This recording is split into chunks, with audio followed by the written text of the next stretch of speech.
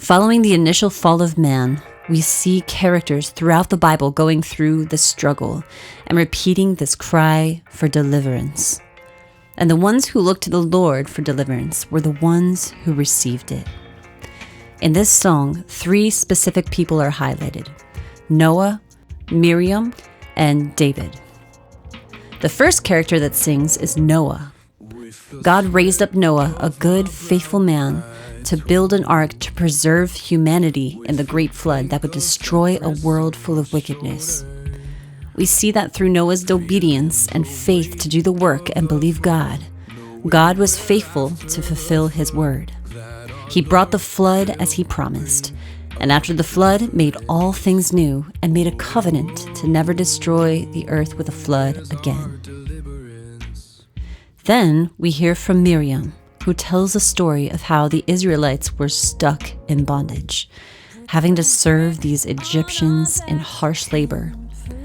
But then at the appointed time, God rose up Moses, who as a baby was spared from being tossed in the Nile River and killed, but instead was sent down the Nile and safely delivered to Pharaoh's palace. And that turned into later on being raised up again to lead the Israelites out of bondage and be delivered to the promised land. God opened the Red Sea for these Israelites to walk safely across. And then after, he closed it up again right on their enemies. And just like that, their past bondage was completely destroyed in the water. And then there's David, a humble shepherd boy who loved God with all of his heart. He was chosen by God to be king and to deliver the Israelites from their many enemies. One enemy that began it all was the Philistine army and their giant warrior, Goliath. David believed that the Lord would defeat this giant, and the Israelites would be saved from being slaves to the Philistines. He took smooth stones from the Jordan River and his slingshot, the weapon he trained up on. With that, God showed his power and killed that wicked giant, fighting for Israel on their behalf. All 3 of these stories show that God is a strong deliverer. Evil, bondage, and even the fate of death were all destroyed. All because they chose to call on God, believe and obey him wholeheartedly against all odds. And their deliverance came from something that came out of water.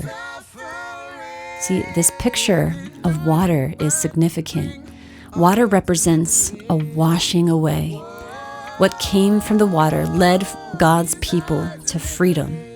It's a picture of the old passing away and new victorious life beginning.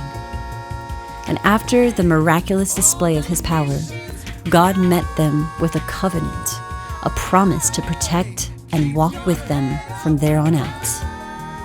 And you know what? He's still doing it today.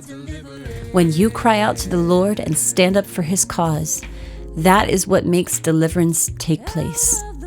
Each of these people demonstrated trust and wholehearted obedience to the Lord, despite hardship, the obstacles, and what seemed impossible to resolve.